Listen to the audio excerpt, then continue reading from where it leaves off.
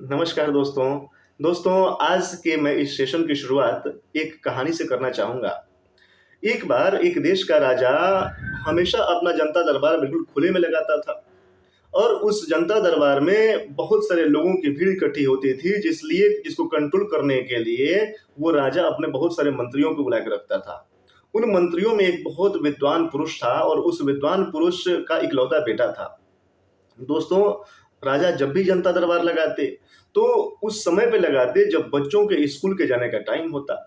और हमेशा क्या करते हैं दोस्तों कि उस विद्वान पुरुष का इकलौता बेटा, जो उनके राज दरबार में मंत्री थे, इकलौता बेटा हमेशा उसी रास्ते से स्कूल जाया आया करता था। हमेशा क्या होता था दोस्तों, जब भी वो लड़का स्कूल जाता रहता, राजा साहब क्या करते, उस लड़के को बुला लेते, बच्चे इधर आओ। वो बच्चा इधर आता, हमेशा राजा के पास आता, राजा को बोलता, राजा साहब प्रणाम। और राजा साहब को प्रणाम करके वो खड़ा हो जाता राजा के सामने। और राजा साहब पूछते, एक बात बताओ कि ये इधर सोना रखा हुआ है और इधर चांदी रखी हुई है, इसमें सोना कौन सा है और इसमें चांदी कौन सी है? बच्चे ने थोड़ा सोचा और सोचने के बाद बच्चे ने बोला, जिसको सोना रखा था, जो जो सोना रखा था, बच्चे ने बोला कि ये चांदी है।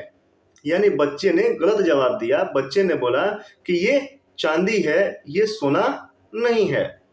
और जैसे ही वो बोलता है कि नहीं नहीं ये चांदी है और चांदी को बोलता है ये सोना है, वैसे ही सभी लोग क्या करते कि सभी लोग ताली बजा के हंसते, खूब उसका मजाक उड़ाते, खूब हंसते कि बताओ, ये हमारे देश के सबसे बड़े विद्वान पुरुष का इकलौता बेटा, और इकलौता बेटा होकर के ये इतना भी इसको समझ नहीं है कि सोना कौन सा है और चांदी कौन सा है। जब उनका खूब जब हंसी ठिठोली हो जाती, जब खूब वो लोग अपना मस्ती मजाक कर लेते, तो राजा साहब उपहार स्वरूप उसको क्या करते, एक सोने के सिक्के या एक चांदी के सिक्के उठा के हमेशा दे दिया करते थे। और हमेशा ये कार्यक्रम चलता रहता था। जब भी वो बच्चा वहां से गुजरता था, राजा साहब उसको बुलाते और बुलाते हमेशा पूछते कि ये बताओ कि इसमें चांदी का सिक्का कौन है, इसमें सोने का सिक्का कौन है? बच्चा हमेशा की तरह गलत जवाब देता, नहीं नहीं ये चांदी नहीं है, ये सोना है, नहीं नहीं ये सोना नहीं, ये चांदी है। और राजा साहब क्या करते, उसको एक सोने की मुहरे या एक चांदी की मुहर उठा करके हमेशा दे देते थे उपहार स्वरूप, जाओ तुम पढ़ाई करो। और इस तरीके से ये कार्यक्रम चलता रहा। एक बार क्या हुआ कि उस राज दरबार में के किसी मंत्री ने उस विद्वान पुरुष को जाकर के ये बात बताई कि क्या आपने अपने बच्चे को पढ़ाया है, कि आपके बच्चे को ये भी नहीं पता कि आपका बच्चा की चांदी क्या है और सोना क्या है? आपने क्या क्या जो है सो क्या बच्चे को पढ़ाया है, क्या लिखाया है? वो भी बहुत गुस्सा हो गए कि भाई, मेरे बच्चे को इतना भी नहीं पता कि सोना क्या है और चांदी क्या है, मैं इस देश का सबसे बड़ा विद्वान पुरुष हूँ। वो विद्वान पुरुष अपने घर पे गए और घर पे जाकर के अपने बच्चे को बुलाया, एकदम तैश में थे, जोश में थे, गरम थे। होता है ना कि बाप अपने बच्चे को जिस तरह मारना चाहता है, वो वो गए और जा करके और बच्चे को बुलाया, इधर आओ। बच्चा आया डरते डरते और उससे पूछा, उस विद्वान पुरुष ने, कि क्या तुम्हें इतना भी नहीं पता कि सोना क्या है और चांदी क्या है?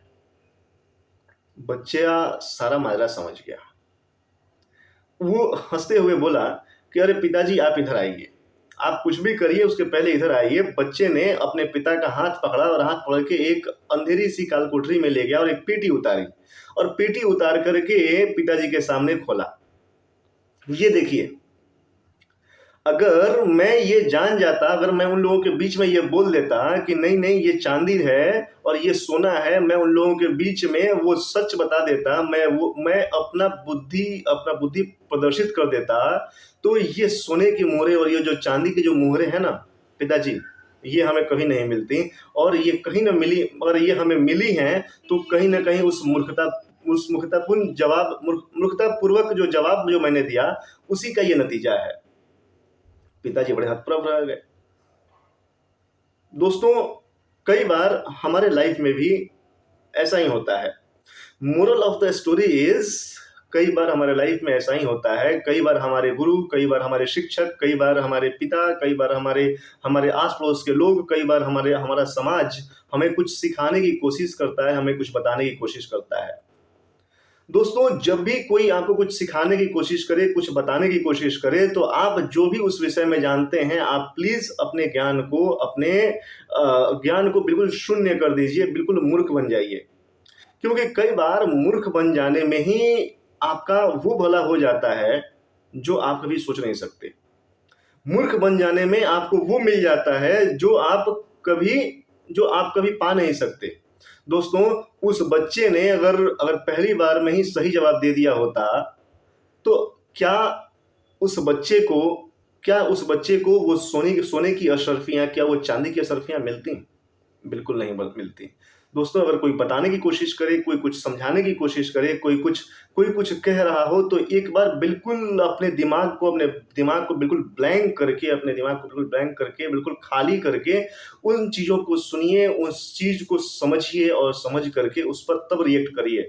कई बार मैं सब कुछ जानता हूँ, मैं त्रिकालदर्शी हूँ, और त्रिकालदर्शी हूँ के चक्कर में हम लोग क्या करते हैं, हम लोग बातें सुनते तो हैं, लेकिन उस हिसाब से सुनते हैं कि अच्छा, आप सुनाइए, फिर मैं आपको सुनाऊँगा। तो दोस्तों, इस चक्कर में हम लोग उस ज्ञान को कभी नहीं ले पाते जो सामने वाला देना चाह रहा है। इसलिए दोस्तों, आज शिक्षक दिवस है, और आज शिक्षक दिवस के अवसर पे मुझे इससे अच्छी कहानी आपको सुनाने के लिए नहीं मिली। आप इस कहानी को हमेशा ध्यान में रखिए, क्योंकि जब तक आप मूर्ख बने रहेंगे, आपके पास वो जो ज्ञान है, वो ज्ञान उस सही जगह पे प्रदर्शित करने की कला आपके पास है, तो आप इस जगत में सबसे ज़्यादा बुद्धिमान व्यक्ति हैं। लेकिन आपको अपने ज्ञान को प्रदर्शित करने की जगह ये पता होनी चाहिए कि कहाँ पे आपको अपना ज्ञान प्रदर्शित करना है। तो दोस्तों, आज शिक्षक दिवस है। शिक्षक दिवस की आप सभी को हार्दिक शुभकामनाएँ। मूर्ख बने रहिए और हमेशा सफल होते रहिए, क्योंकि बुद्धिमान बन करके हमेशा सफल नहीं हुआ जा सकता है, कई बार मूर्ख बन करके भी सफल हुआ जा सकता है। बहुत-बहुत धन्यवाद। मिलते हैं बहुत जल्द अगले वीडियो में। Thank you so much.